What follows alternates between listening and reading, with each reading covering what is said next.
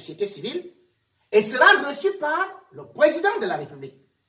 Michelle Bachelet, au sortir de l'entretien, va bien dire que il y a beaucoup de morts qui sont attribués à l'armée camerounaise et en même temps aux groupes séparatistes. Donc, elle parle déjà de cela. Et elle soutient exactement ce que International Crisis Group venait de dire.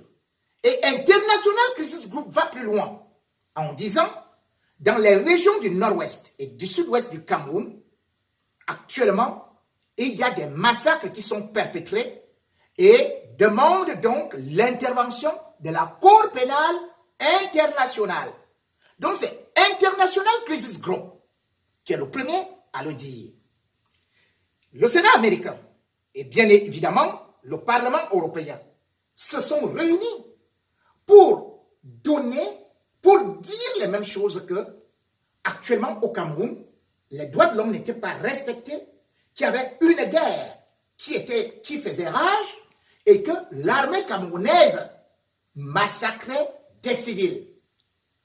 Que ce soit le Parlement européen, que ce soit l'ambassadeur américain, que ce soit Donald Trump, le gouvernement camerounais s'est dressé et a dressé le peuple en présentant toutes ces institutions comme voulant déstabiliser le même Cameroun. Au juste, soyons sérieux. Qu'est-ce que tous les pays du monde entier gagnent à venir déstabiliser un pays pauvre? Qu'est-ce que tous les autres pays entiers gagnent à venir déstabiliser le Cameroun? Est-ce les États-Unis qui ont demandé à Paul Biya d'engager une guerre contre les anglophones? Est-ce la France, l'Allemagne qui ont déclaré la guerre au Cameroun? Non. Et bien au contraire, on ira un peu plus loin lorsque un groupe de chercheurs en criminologie de l'université d'Oxford, ce groupe va dire les soldats camerounais, l'armée camerounaise, en train de perpétrer des crimes très graves contre l'humanité, voire un génocide. Ils vont transmettre cela au Parlement britannique pour rapidement agir. Donc, comprenez donc que depuis 2017, tout un chacun, toutes les grandes puissances se sont dressées contre le Cameroun. Aujourd'hui, nous ne sommes plus à 3 000 morts. Les États-Unis parlaient de 12 000 morts. L'OLEDAC, qui n'est pas une ONG qui vient de l'Occident, l'OLEDAC, c'est le réseau des droits de l'homme, le réseau des droits de l'homme, de la défense des droits de l'homme en Afrique centrale, qui est reconnu, qui vous parle de 20 000 morts. Et chaque jour qui passe, il y a des gens qui sont assassinés. Chaque jour qui passe, le gouvernement pond des communiqués. Et chaque jour qui passe, il y a des experts qui viennent à la télé pour dire, de toutes les façons, le président de la République a pris des engagements à faire ceci ou cela. Le président de la République a pris des engagements à traduire ceci en justice. Mais vous avez dit qu'en Garbou, ce n'était pas l'armée camerounaise qui était impliquée. D'où vient donc que, quelques 2 jours après, le même gouvernement met aux arrêts 9 soldats, alors que le gouvernement a prétendu, voulais-je dire, qu'il n'y avait pas les soldats de l'armée camerounaise qui étaient impliqués. Alors que le même gouvernement nous a fait comprendre que c'était des petits incidents qui sont arrivés comme ça, des accidents, et puis et tout et tout. Vous les arrêtez donc quand? Qui va les juger? Comment seront-ils donc jugés? Et c'est pour ça que quand Macron parle d'une enquête indépendante, les gens ne savent pas là où on est en train d'aller. Enquête indépendante et impartiale. Peut-il avoir une enquête indépendante et impartiale au Cameroun? Non. Parce que le chef de l'État est en même temps celui qui gère le Conseil constitutionnel et le Conseil supérieur à la magistrature et tout et tout. Donc, quand tu gères déjà la justice. Les magistrats, c'est toi qui les nommes. Les procureurs, c'est toi qui les nommes. Et ce sont ces magistrats qui doivent enquêter, qui doivent donner des conclusions. Résultat des courses, aucune enquête indépendante n'a jamais abouti au Cameroun. Raison pour laquelle on évoque actuellement la Cour pénale internationale. Les panafricains viennent faire leur chanson pour vous dire c'est impossible que le Cameroun aille au niveau de la Cour internationale parce que le Cameroun n'a pas ratifié les traités de Rome, parce que le Cameroun ne fait pas, n'est pas État parti. Mais c'est une erreur. C'est une erreur. Certes, le Cameroun ne fait pas partie, mais il faut savoir que le Conseil de sécurité de l'ONU peut bel et bien, en vertu du chapitre 7 de ses statuts, saisir la procureure de la CPI pour engager bel et bien, pour traduire les dirigeants camerounais devant la CPI. Ça, c'est clair. Qu'on n'en discute pas.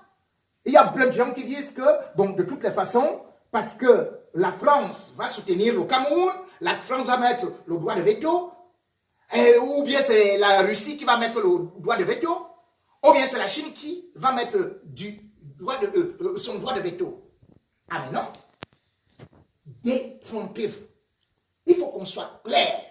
Et c'est de ça qu'il faut mettre déjà dans vos têtes. Parce que le Cameroun, même comme vous voulez parler de la France, Emmanuel Macron a commencé par dire qu'il y avait bien des crimes, qu'il y avait bien des atteintes aux droits de l'homme inadmissibles. Cela veut dire qu'il a déjà jeté Paul Biya en pâture. Il ne veut pas se salir des mains. Deuxième des choses, il faut savoir que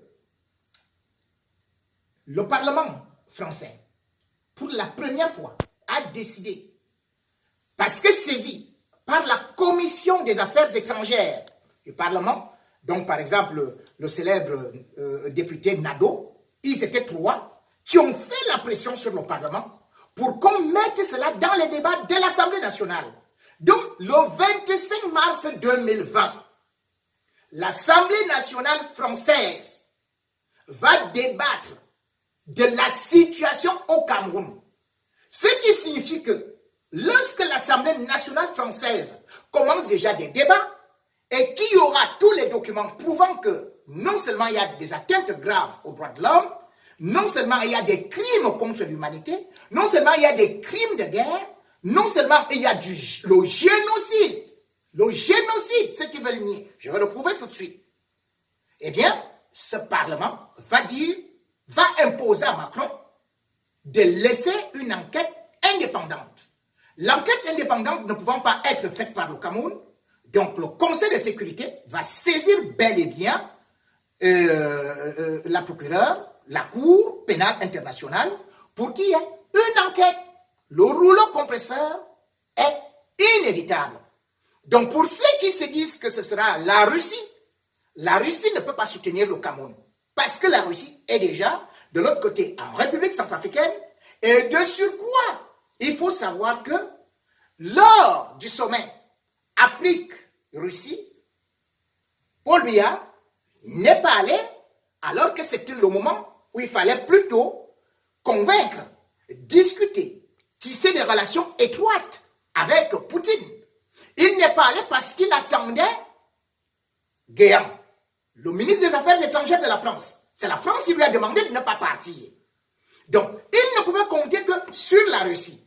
Maintenant, d'autres parlent de la Chine. Mais la Chine est partout en Afrique et partout dans le monde. La Chine ne perd pas son temps. La Chine est toujours neutre. Donc, sachez-le, la Chine sera neutre quand il faudrait voter. Parce que pour que le Conseil de sécurité aille avec un dossier au niveau de la CPI, il faut bien qu'il y ait un droit de veto. Or, ce droit de veto, le Cameroun est actuellement abandonné sur le plan international. Sur le plan diplomatique, le Cameroun est totalement à genoux.